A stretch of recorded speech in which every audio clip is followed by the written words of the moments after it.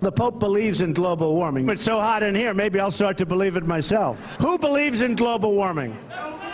Who believes in global warming? All of this with the global warming and that, a lot of it's a hoax. It's a hoax. I mean, it's a money-making industry, okay? What you're seeing are two actual tornadoes striking Los Angeles International Airport. Wait, it looks like they joined and formed one large tornado. Oh my God! Hollywood sure knows how to make the weather scary. But new scientific findings show climate change is way scarier than many politicians are willing to acknowledge. In fact, scientists at the UN right now projecting a full-blown global crisis by 2040, with the Earth getting way hotter, way faster than the science showed even a few years ago. So here's what that means. A food crisis that could leave millions underfed and fighting literally over hunger. Destructive wildfires, far worse than what California has been battling. And flooding that could literally make millions of Americans homeless, some unable to return to areas that stay underwater. Worldwide, we're talking coastal flooding that would impact 50 million people. So let's get into this tonight. Unlike an individual hurricane or a plane crash or a terror attack, this isn't a crisis that lands and then we debate how to respond. This is a slow motion crisis on the horizon. So the debate is over what to do beforehand. But in Republican politics, the debate has often been whether the fact of this crisis even exists. All of this with the global warming and that, a lot of it's a hoax. It's a hoax. I mean, it's a money-making industry, okay? It's a hoax. The money, of course, is made by the industries that have an interest in denying global warming. But like many important policies, this isn't just about Trump at all. That would be giving him way too much credit. He's actually a lot more of a follower than a leader on the environmental issues. And he's echoing a Republican Party that has been increasingly running from science and embracing conspiracies. The global warming alarmists are the equivalent of the flat earthers. They don't like to look at the actual facts and the data.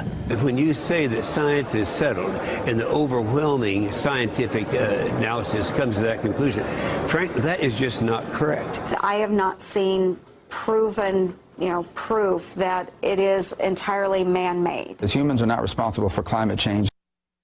Those kind of talking points aren't just ignorance or even trolling. They're part of a rhetorical frame to cancel out the science, like the UN report in the news this week, because the fear is if Americans understand how dangerous this is to us, to our homes, to our children, it would be harder to defend the industry line of doing little to nothing about the climate.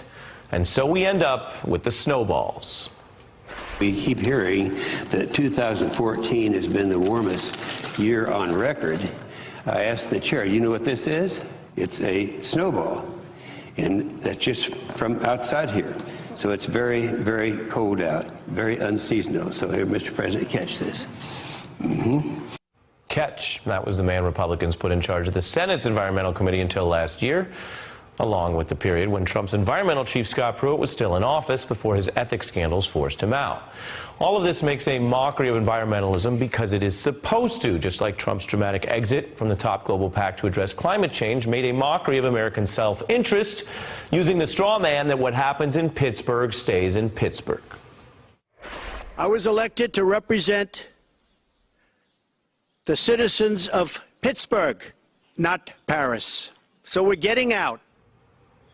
The new UN report reinforces how the looming climate crisis doesn't know the difference between Pittsburgh and Paris or Frankfurt and Florida. The oceans will be rising and wiping us out no matter what language we speak or country we live in. So with or without Scott Pruitt, we also see the Trump administration's EPA making it easier for corporations to emit fossil fuels and evade rules for clean power, while energy companies have plowed over $10 million into GOP races several elections in a row.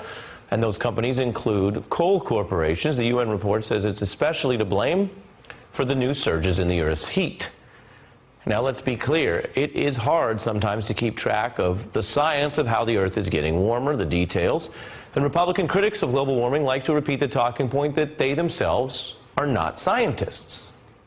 I'm not a scientist. I don't know the science behind climate change. I'm not a scientist. I would leave it to the scientists to decide how much, what that means, what are the consequences. I'm not qualified to debate the science over climate change.